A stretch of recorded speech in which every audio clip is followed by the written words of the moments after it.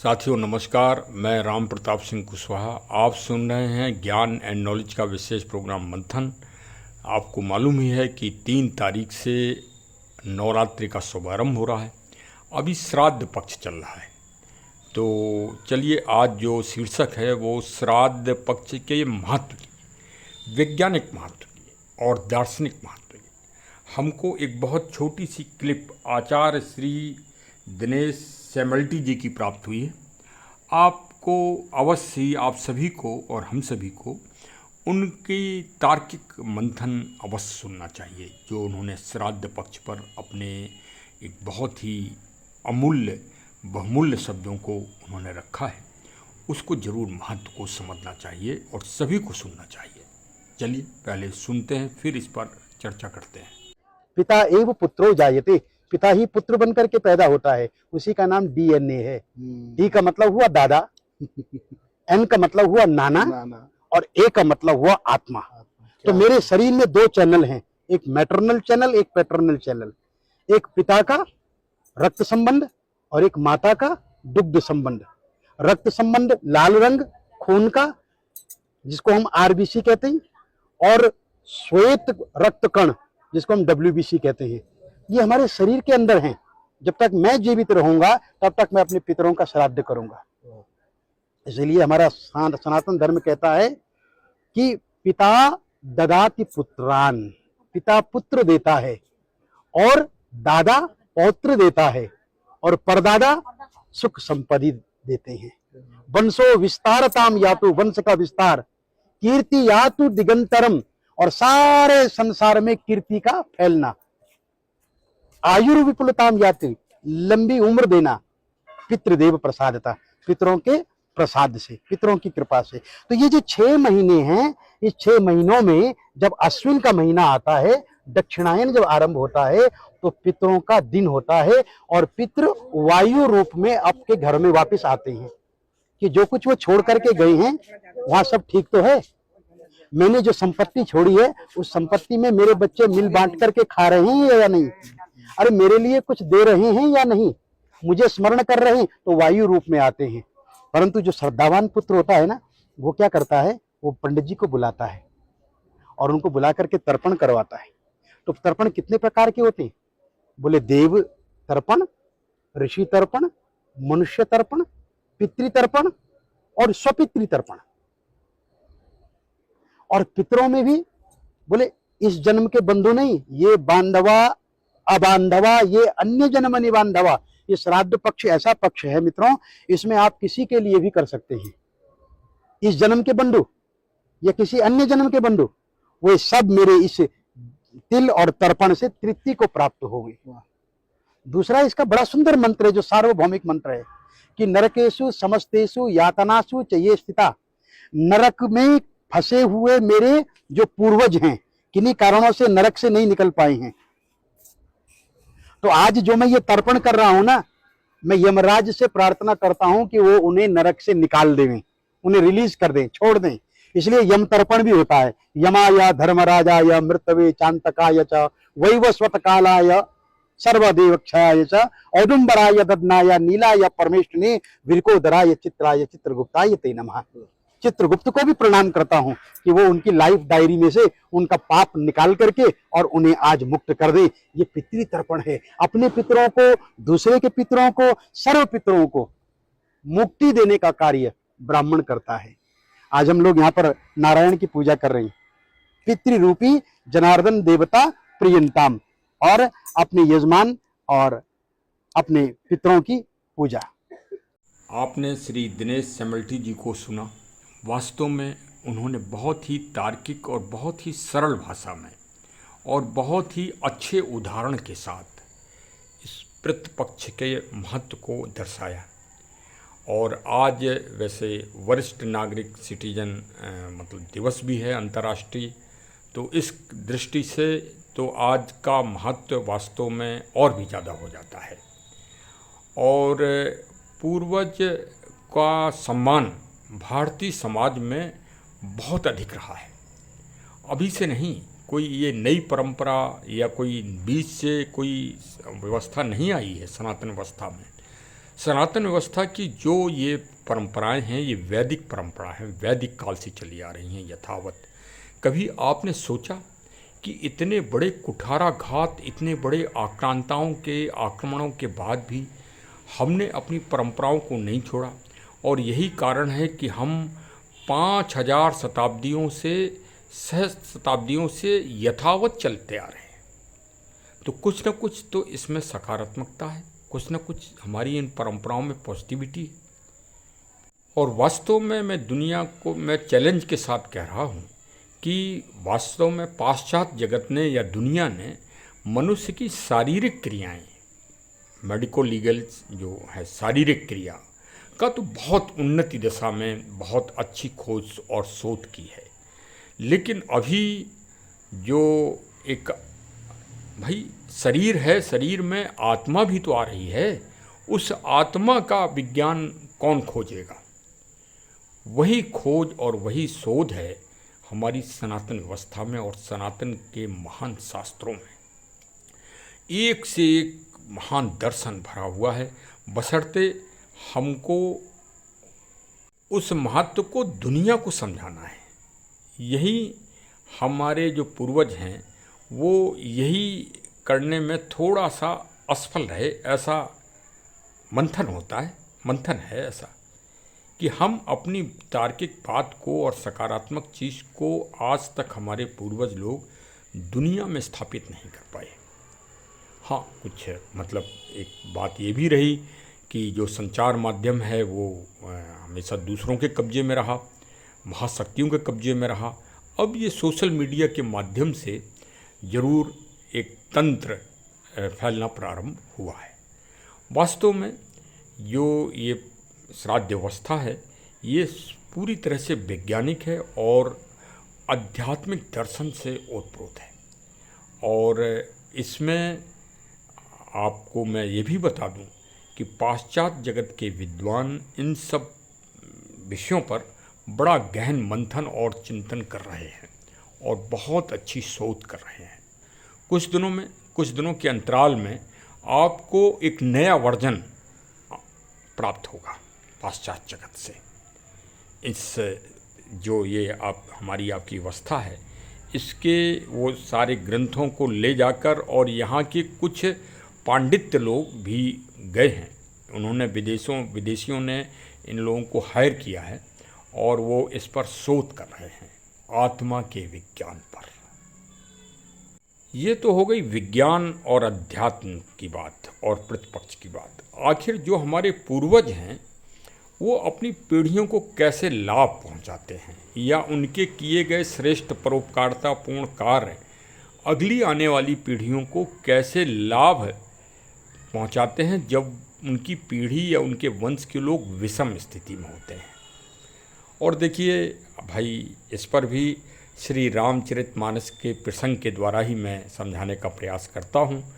तो प्रसंग है श्री रामचरितमानस का और केंद्र बिंदु है प्रभु श्री राम जी कि आखिर प्रभु श्री राम जी ब्रह्म थे और ब्रह्म को अपने पूर्वजों के किए गए महान कार्य का किस तरह से उपकार मिला।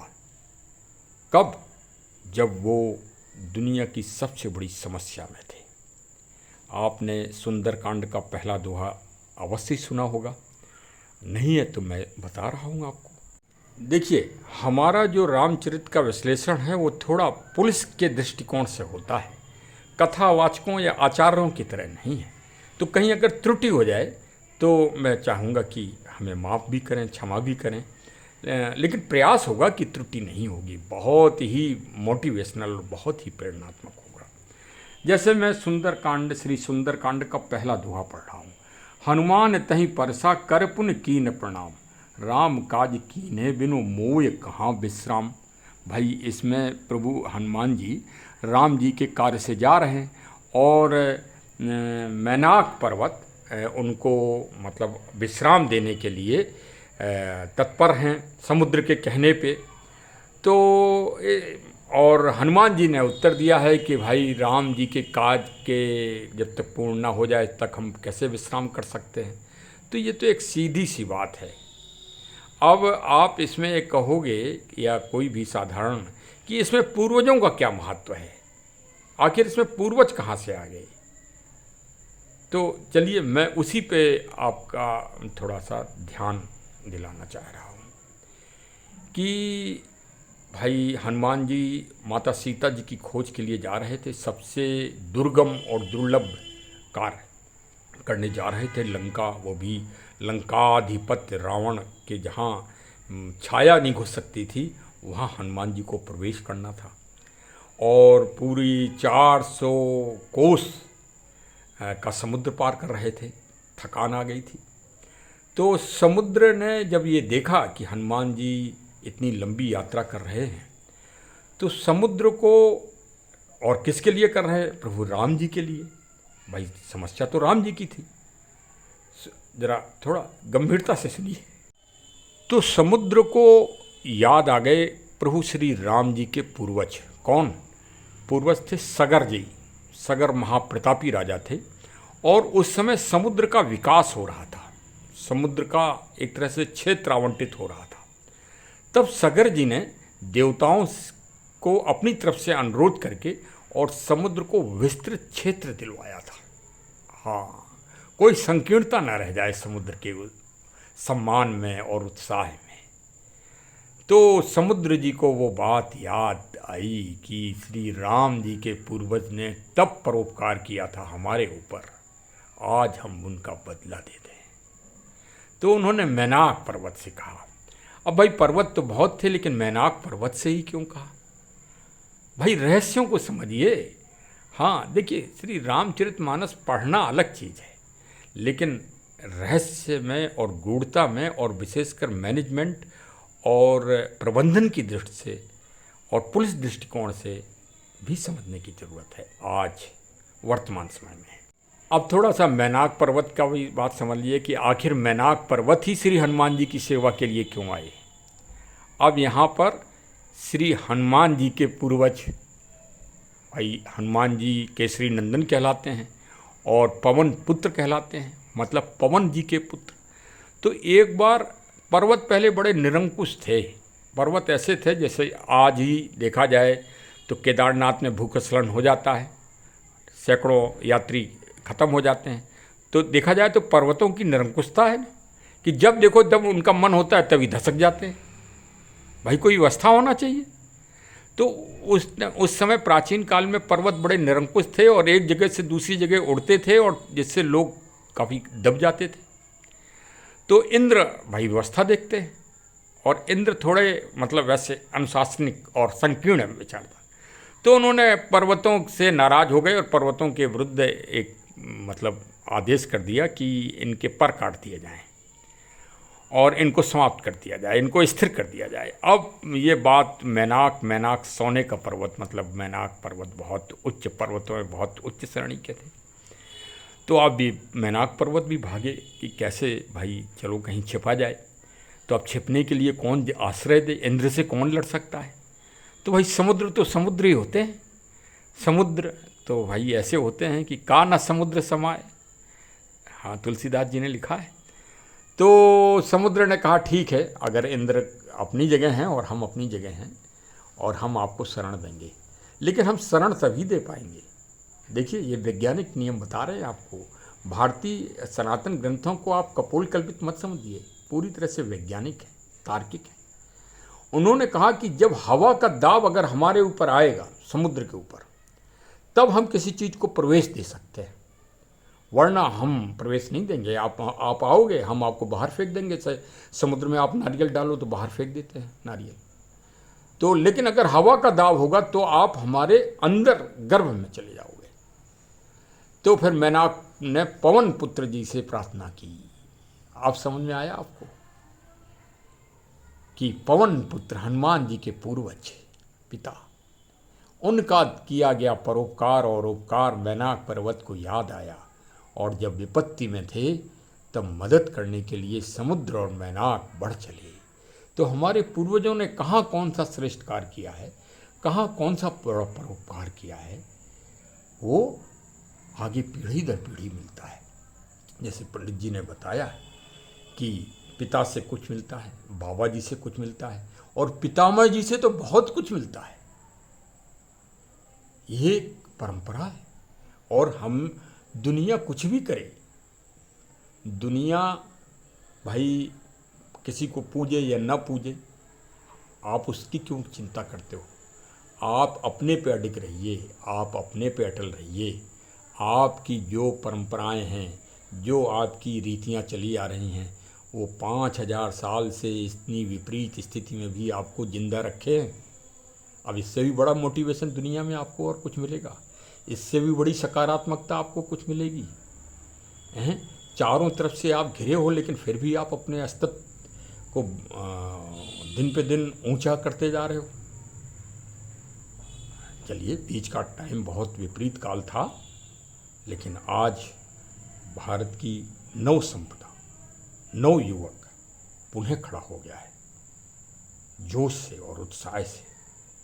तो उन सभी को भी हमें, अपने बच्चों को, अपने नवयुवकों को इन परंपराओं के महत्व के, वैज्ञानिकता के महत्व के बारे में बताना है कि भाई पूर्वजों को आप सम्मान दें, जो अतीत भूत हो गए हैं उनको भी सम्मान दें, और उनको समय समय पर याद करते चलें। और ये अश्वनी माह में रखे गए हैं त्यौहार। अश्वनी माह, गीता में भगवान श्री कृष्ण ने कहा है कि माहों में अश्वनी माह, उसमें ये रखे जाते हैं। ये दुनिया की श्रेष्ठतम परंपरा है और ये आत्मा का महाविज्ञान है। अभी दुनिया को इसके बारे में जानना और समझना शेष है। भारत और सनातन के पास ये महाविज्ञान है। और क्यों हम इसलिए कह रहे हैं कि दुनिया आज परमाणु और अणु के बारे में जान पाई। हमारे हजारों साल पहले जब दुनिया में कोई सभ्यता नाम की चीज़ नहीं थी, तब हमारे महर्षि कणादि ऋषि ने परमाणु और अणु के बारे में शास्त्र लिख दिया है। उसी शास्त्र पे आज शोध हो रहा है। वही जो मैंने कहा है कि कुछ दिनों में निकल के नई थीम आने वाली है पाश्चात्य वैज्ञानिकों की, मैंने वही कहा है। मेरे पास है इस बात की जानकारी कि कणादि ऋषि का शास्त्र विदेश में नासा के पास पहुंच गया है और उस पर रिसर्च चल रही है। ये तार्किक बात मैं बता रहा हूँ। तो खैर, वो करने दीजिए, नकल होती है। हम मूल पर रहें, लेकिन हम भी शोध करें और हम भी इस पर मंथन करें और अपने विज्ञान को और अपने शास्त्रों को और अपने महान ऋषियों को, अपने पूर्वजों को शिखर पर पहुंचाएं। यही हम सबका दायित्व है। चलिए साहब, हमारे चैनल को अवश्य सब्सक्राइब करिए और मिलने जुलने वालों को भी सब्सक्राइब भेजिए, जिससे सब में चेतना आए, सब में जागृति हो, सब में जागरूकता हो और हर हमारा समाज मजबूत से मजबूत बने। जय हिंद, जय हिंद, जय हिंद।